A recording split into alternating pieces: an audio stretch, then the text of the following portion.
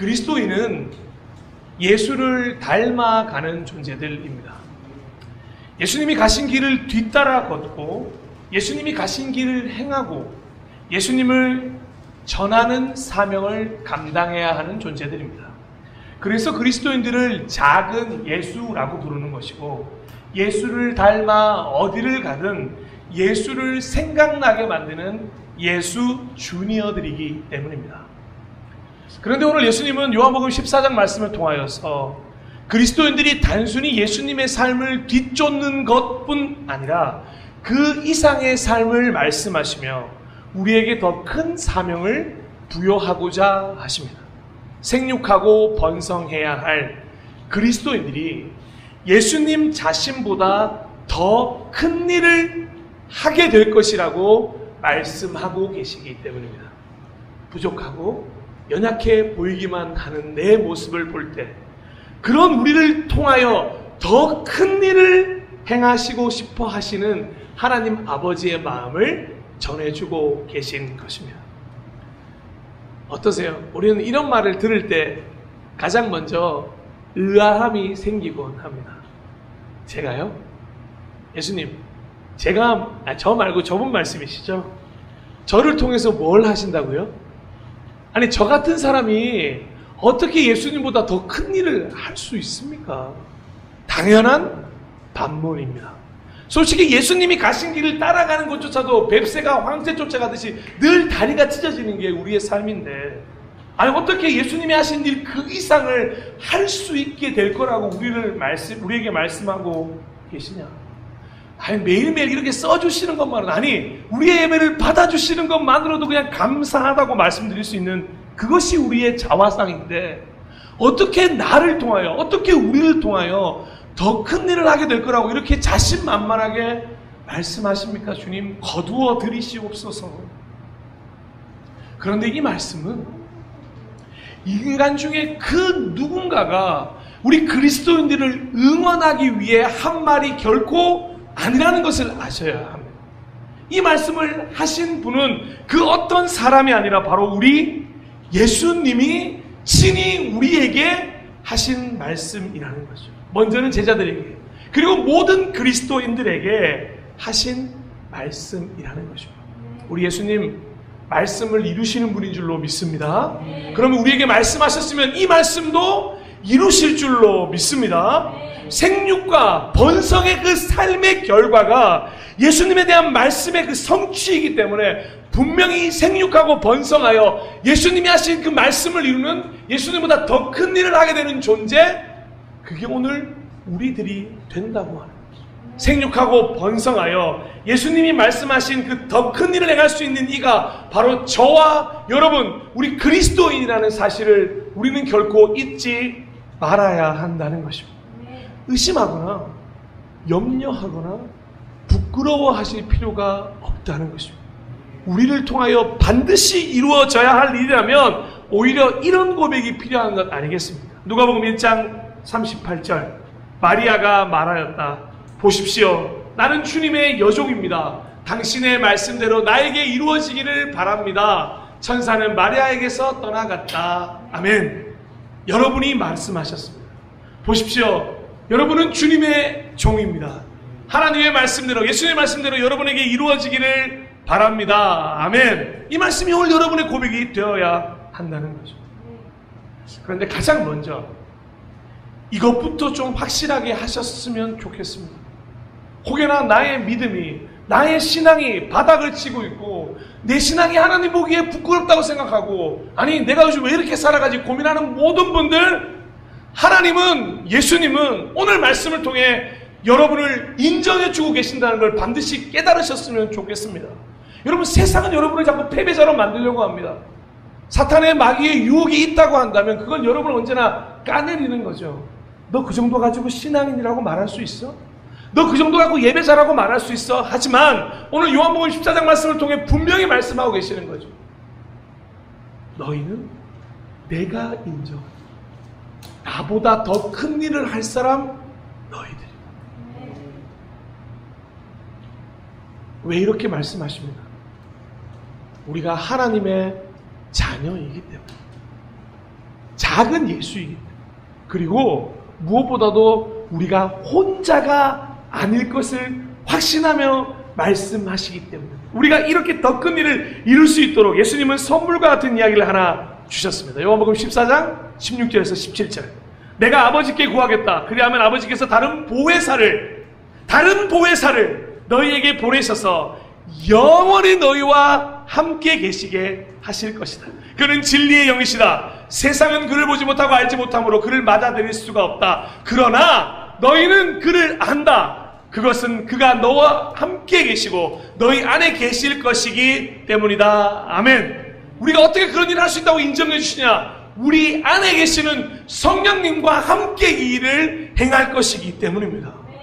성령 하나님이 우리와 함께 하고 계시기 때문인 줄로 믿습니다. 우리가 예수님보다 더 큰 일을 할 수 있어? 우리는 할 수 없지만 성령 하나님과 함께 하는 나는 할 수 있음을 예수님은 전하고 싶으셨던 거죠. 사랑하는 동행자 여러분, 우리의 힘으로는 할 수 없습니다. 내 힘만으로는 결코 불가능하지만 성령 하나님과 함께라면 오늘도 예수 그리스도가 보여주신 역사 그 이상의 일들을 행할 수 있도록 성령 하나님이 반드시 우리를 도우실 것입니다. 사랑하는 여러분, 이 성령과의 동행, 무엇이 가장 중요한지 아십니까? 바로 이 점을 중요하게 생각하셔요. 요한복음 14장 12절. 나를 믿는 사람. 여러분, 가장 먼저 생육과 번성도 마찬가지고 더 큰 일 하는 것도 마찬가지고 가장 중요한 건 뭐냐면 예수님을 믿는 자들이어야 한다. 여러분, 이거 정말 쉬우면서도 어려운 도입부라는 걸 알고 계십니다. 아주 쉽게 예수를 믿으면 된다고 말씀하시는 분들이 있으십니다. 대단한 믿음이신 거예요. 정말로요. 정말 놀라우신 거예요. 하지만 너무도 어렵게도 예수가 쉽게 믿어지지 않는 분들이 여전히 많이 있다는 거죠. 이걸 결정하는 것으로부터 모든 게 시작되는데, 사실 오늘도 더 넓게 더 깊게 신앙생활을 하지 못하고 신앙의 문 입구에서만 서성이는 이유가 우리에게 있다면 바로 이 이유 때문이라는 것입니다. 아직 예수를 내가 믿는 건지 예수를 믿지 않는 것인지 헷갈릴 때가 너무도 많다는 것이죠. 그런데 사랑하는 동행자 여러분, 이제는 결정하시기를 축복합니다. 나를 믿는 사람은 이 도입부에 해당하는 모든 애들이 여러분이 되시기를 축복합니다. 이것 때문에 흔들리지 않고 내가 믿는지 아닌지 흔들리거나 헤매거나 하지 않고 이 믿음의 반석 위에 서 있는 그것만큼은 흔들리지 않았으면 좋겠습니다. 왜냐? 이 믿음의 순간부터 성령님과의 동행이 시작되기 때문입니다. 나에게 믿음이 없는데 성령님은 우리와 동행하시지 않으십니다. 기다려주시는 거죠. 믿음이 생길 때까지. 예수 그리스도에 대한 믿음이 생길 때 그 믿음과 동시에 성령님은 우리를 찾아오셔서 우리를 충만하게 채워가기 시작하신다는 거예요. 그리고 성령님이 그때부터 우리를 가르치기 시작합니다. 요한복음 14장 26절. 보혜사 곧 아버지께서 내 이름으로 부르신 성령께서 너희에게 모든 것을 가르쳐 주실 것이며 또 내가 너희에게 말한 모든 것을 생각나게 하실 것이다. 아멘. 그러니 우리가 믿음을 가지는 순간 성령님이 동행하셔서 성령님이 우리에게 그 신앙생활에 대한 모든 것을 가르쳐주기 시작하시며 예수님이 하신 말씀들을 떠올리게 하여 주신다는 거죠. 그래서 우리 신앙생활에 가장 중요한 것 중에 하나가 뭐냐면 바로 기도인 것입니다. 이런 분에게 어떻게 해야 되냐? 우리가 기도해야 하는 거죠. 14장 13절에서 14절. 너희가 내 이름으로 무엇을 구하든지 내가 행하리니 이는 아버지로 하여금 아들로 말미암아 영광을 받으시게 하려 함이라. 내 이름으로 무엇이든지 내게 구하면 내가 행하리라. 아멘. 여러분, 우리가 믿음을 통해서 성령님과의 동행이 시작이 됩니다. 그 성령님이 우리와 함께 계십니다. 근데 그 성령님을 움직이게 할 수 있는 방법이 뭐냐? 여러분의 기도라는 거죠. 예수 그리스도의 이름으로 구하는 모든 것을 행하시겠다고 약속하고 계신다는 거예요. 이렇게 정리드릴 수 있습니다. 우리와 함께 계시는 성령 하나님께서 우리에게 모든 것을 가르쳐 주시도록, 예수님의 말씀이 생각나도록 해주시길, 예수님의 이름으로 구할 때, 기도할 때 주님의 행하심을 통해 하나님의 나라를 위한, 하나님을 위한 더 큰 일을 행할 수 있게 된다는 이 유기적인 흐름을 우리가 이해해야 한다는 것입니다. 믿음, 성령님과의 동행, 기도, 그러면 더 큰 일을 행하게 될 것이다 라고 예수님은 말씀하고 계신 것입니다. 여러분, 우리가 이렇게 중요한 사역 위에 놓여져 있는 너무도 멋진 그리스도인들이라는 사실, 여러분, 우리를 통해 삼위일체 하나님이 일하시겠다. 우리가 뭔데요 대체? 요즘에 유행하는 말 중에 좀 지났습니까만, 너 뭐 돼? 뭐 이런 말이 있습니다. 윤주는 왜 이렇게 크게 웃는 거죠? 누가 보면 제가 개그맨인 줄 알겠습니다. 너무 그렇게 안 웃으셔도 돼요. 괜찮아요. 너 뭐 돼? 이런 말이 뭐 별거 아닌 사람인데 막 뭐 얘기하면 너 뭐 돼? 이렇게 말하는 거거든요. 그 세상 우리한테 얘기해요. 너 뭐 돼? 우리 뭐 돼? 우리는 그리스도인이에요. 여러분, 이 말이 부끄러우십니까? 이 말에 자부심이 느껴지지 않습니까? 우리는 그리스도인이에요. 삼위일체 하나님이 우리를 통해 일하시는 우리는 그리스도인입니다. 이 자체가 이미 대단한 일인 겁니다. 하나님의 나라를 움직일 수 있는 유일한 사람이 있는데 그 사람이 믿음의 사람이기 때문입니다. 그리고 믿음의 사람은 기도의 사람이라고 말하고 있는 거죠. 그래서 믿음의 기도를 드리는 사람은 얼마든지 예수님보다 더 큰 일을 행할 수 있기 때문에 여러분들이 바로 그 주인공이라고 말씀하고 계시는 겁니다. 여러분, 야고보서 5장에 이런 말씀이 있습니다. 믿음으로 간절히 드리는 기도는 병든 사람을 낫게 할 것이니 주님께서 그를 일으켜 주시고, 또 그가 죄를 지은 것이 있으면 용서를 받을 것입니다. 뭘로요? 믿음으로 간절히 드리는 기도로 병을 낫게 하는 것뿐만 아니라 죄를 사하는 능력, 용서를 받게 하는 능력도 여러분의 기도에 달려있다는 것입니다. 그러므로 여러분은 서로 죄를 고백하고 서로를 위하여 뭐 하십시오? 기도하십시오. 의인의 간절히 비는 기도는 큰 효력을 냅니다. 자, 이렇게 말씀들을 배웠는데 그럼 이런 질문이 하나 생기지 않으십니까? 대체 그렇다면 과연 예수님이 말씀하신 우리가 행할 수 있는 더 큰 일은 그럼 대체 무엇입니까? 그게? 아니, 알겠어요. 우리가 믿음의 사람인 것도 알겠고 성경님과 동행도 알겠고 기도하면 된다는 것도 알겠고 그런 우리가 멋있는 존재라는 것도 알겠어요. 근데 그 일이 뭐죠? 라고 질문하는 분들이 있을 것입니다. 이건 이미 제자들을 통해 두 가지로 크게 발견해 볼 수가 있습니다. 첫 번째로는 초대교회입니다. 제자들을 통하여 예수 그리스도를 머리로 하는 교회가 태동하게 되었습니다. 그리고 그 교회를 통하여 하나님의 나라가 어떤 곳인지를 체계적으로 전파하는 공동체가 생겨났던 거죠. 두 번째는 뭔지 아십니까? 두 번째는 복음이 유대 지역에서 머무른 것이 아니라 세계로 향하기 시작했습니다. 마태복음 마지막 사도행전 1장에서 말씀하셨던 예수님의 그 명령이 드디어 제자들을 통해 퍼져나가기 시작했다는 거죠. 여러분, 이 두 가지 일은 당시에 시대적으로나 상황적으로 볼 때 결코 쉬운 일이 아니었습니다. 다시 한번 말씀드립니다만 로마 식민지 국가에서 초대교회라고 하는 공동체를 만들어낸 자체가 불가능한 일과 마찬가지였습니다.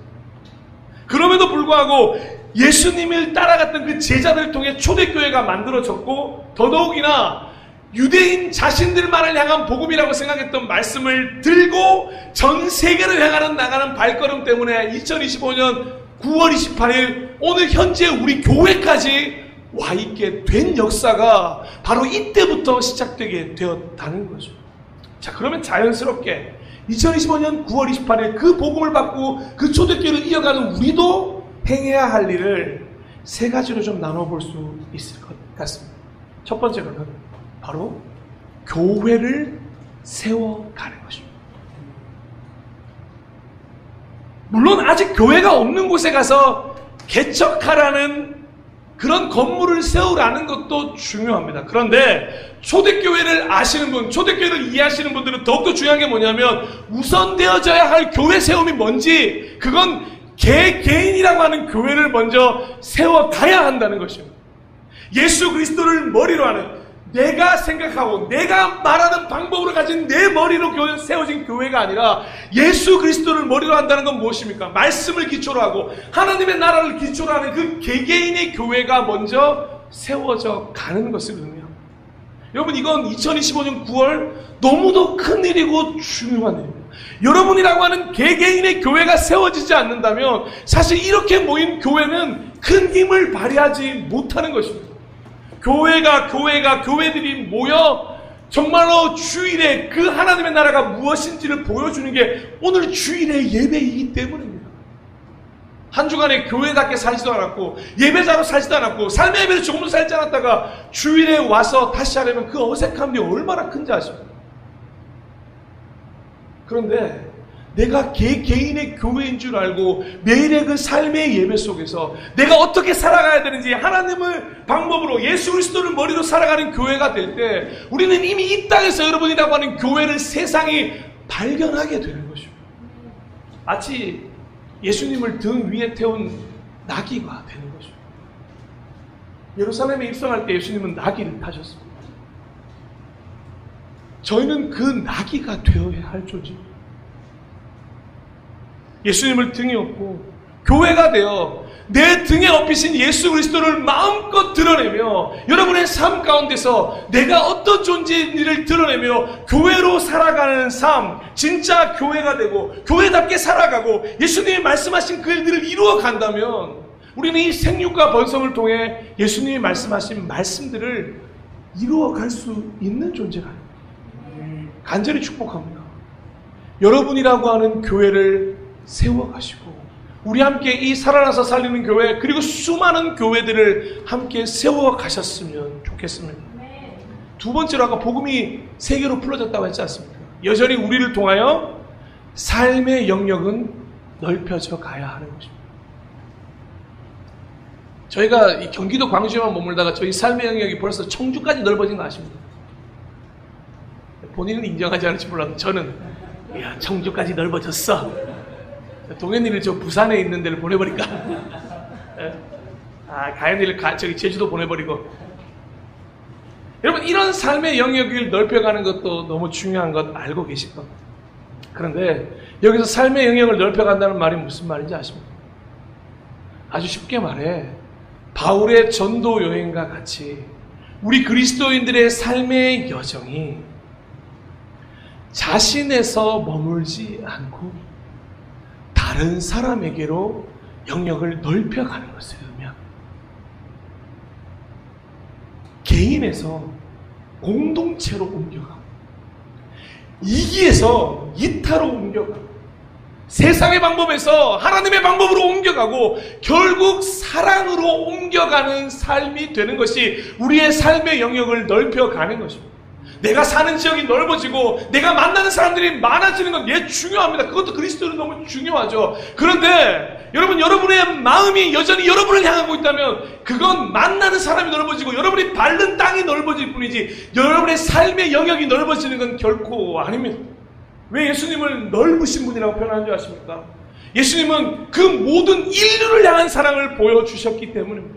우리는 이런 사람을 볼 때마다 놀랍니다. 사실 그런 이타정신과 애타정신을 가진 사람들을 보면 와, 그래서 우리가 선교사님들을 보면 그런 마음이 드는 거예요. 자기의 모든 걸 다 버리고 아무것도 없는 곳에 가서 복음을 전하는 것 하나만으로, 아니 그걸 사랑하는 것만으로 어떻게 저렇게 살 수 있을까? 그들의 삶의 영역이 생육하고 번성을 뛰어넘어 넓어졌기 때문에. 그럼 디모데후서에 이런 말씀이 있는데 이 말씀 읽어보신 적 있습니다. 3장 2절에서 5절. 사람들은 자기를 사랑하며 돈을 사랑하며 뽐내며 교만하며 하나님을 모독하며 부모에게 순종하지 아니하며 감사할 줄 모르며 불경스러우며 무정하며 원할 불지 아니하며 비방하며 절제가 없으며 난폭하며 선을 좋아하지 아니하며 배신하며 무모하며 자모하며 하나님보다 쾌락을 더 사랑하며 겉으로는 경건하게 보이나 경건하면 능력은 부인할 것입니다. 2025년 9월 28일에 디모데가 쓴 게 아닙니다. 이미 말세가 오면 어떤 일이 벌어질지 디모데는 이렇게 예상을 했습니다. 여러분, 이 말씀을 왜 적은지 아십니까? 세상을 바라보면서 아유 이 답답한 세상아 라고 말하기 위해서 저 말씀을 쓴 게 아닙니다. 저 말씀과 정확하게 반대로 사람의 영역을 넓혀가야 할 존재가 누구냐? 그리스도인이라는 걸 알려주기 위해 저 말씀들을 경계하며 알려주셨다는 거죠. 제가 뒤집어서 한 번만 읽어드릴까요? 이렇게 읽어드릴 수 있습니다. 천천히 한번 들어보십시오. 자기보다 남을 사랑하며 베풀며 겸손하며 하나님을 경외하며 부모에게 순종하며 감사하며 경건하며 정이 넘치며 용서할 줄 알며 비방을 멈추며 절제하며 다정하며 선을 즐기며 신인을 지키며 신중하며 스스로를 돌아보며 하나님을 무엇보다 더 사랑하며 속과 겉이 다르지 않으며 경건함의 능력을 인정하며 살아가는 삶.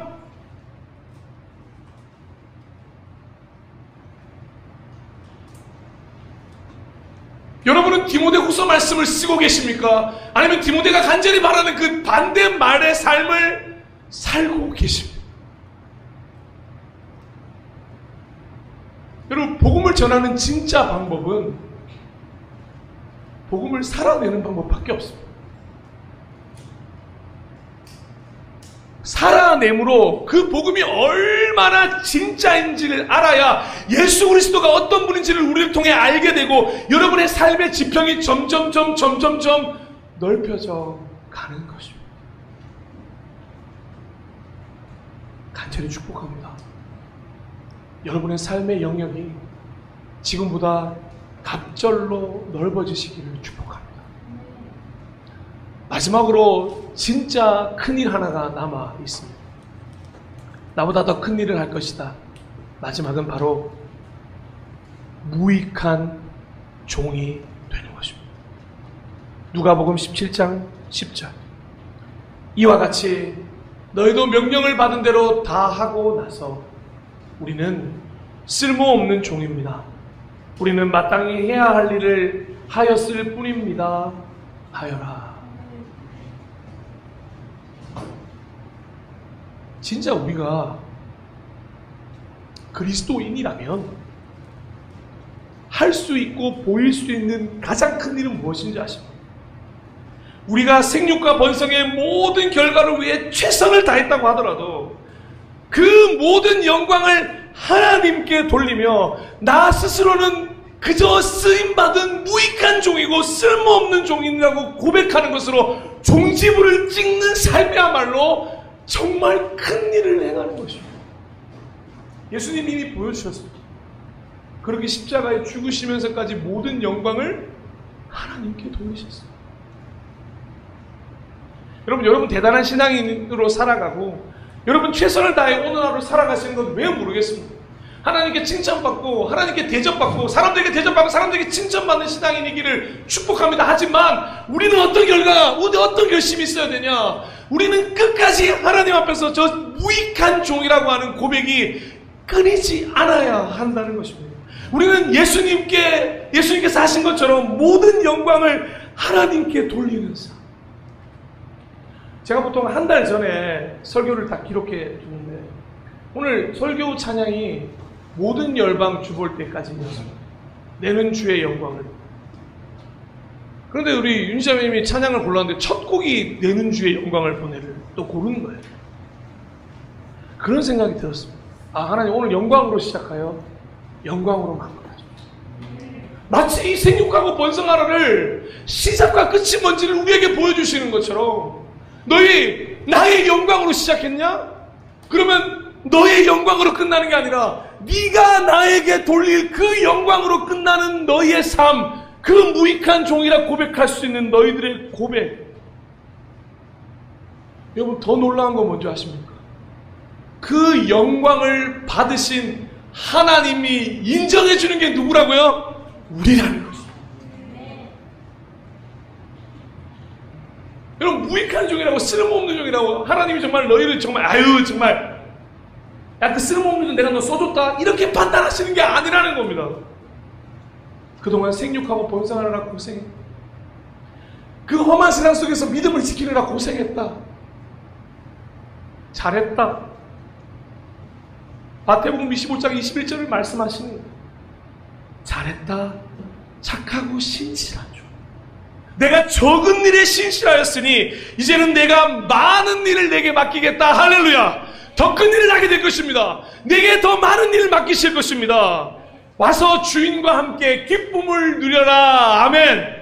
여러분 진짜 우리에게 남은 큰 일은 주인과 함께 그 기쁨을 누리는, 그 전에 마지막으로 우리에게 필요한 고백은 무익한 종, 하지만 착하고 신실한 종. 오늘 예배드리는 모든 분들에게 이 호칭이 영원토록 이어지시기를 축복합니다. 설교를 마무리하고 9월 한 달을 마무리하겠습니다. 사랑하고 축복하고 존경하는 동역자 여러분, 예배자 여러분, 하나님의 나라에서 하나님과 함께, 동역자와 함께 하나님 나의 일을 하는 것이 진짜 생육과 번성이라 말씀드렸습니다. 그리고 그 생육과 번성의 방법은 지배와 다스림이 아닌 섬김과 사랑이었습니다. 그리고 하나님과 영원히 함께하는 삶이었습니다. 그러기 위해 필요한 단어함 3가지 기억나십니까? 10계명 제1계명을 사수하는 삶, 탐욕이라고 하는 마음을 기초로 한 재물을 멀리하고 악을 기권하고 예수님이 그 악과 싸우시도록 기꺼이 그 자리를 내어드리는 삶, 그리고 바나바처럼 위로의 아들, 착한 사람, 믿음과 성령이 충만한 사람, 그리고 마지막으로 오늘 나누었던 이 모든 이야기, 여러분이라고 하는 교회가 세워져 여러분의 삶의 영역이 넓혀짐으로 수많은 영혼들이 하나님께로 돌아오게 되었음에도 불구하고 무익한 종이라 고백하며 마지막까지 하나님께 영광 돌리는 삶, 그리고 우리 이 땅의 모든 그리스도인을 통해 마지막으로 이 말씀이 좀 이루어지기를 소망했으면 좋겠습니다. 함께 이 말씀을 읽고 찬양했으면 좋겠는데, 그리스도인의 생육과 번성을 통해 이 땅이 복을 받기를 바라는 마음으로, 그리고 성경의 마지막 글귀이면서 요한의 마지막 바람이 이르렀던 이 말을 함께 읽고 찬양하며 나아갔으면 좋겠습니다. 함께 읽겠습니다. 시작. 주 예수의 은혜가, 아멘, 바로 우리를 통하여서 주 예수의 은혜가 모든 사람에게 미치게 되기를 진심으로 축복합니다. 이 시간 우리 금은 마음으로 나를 통하여 함께 찬양하며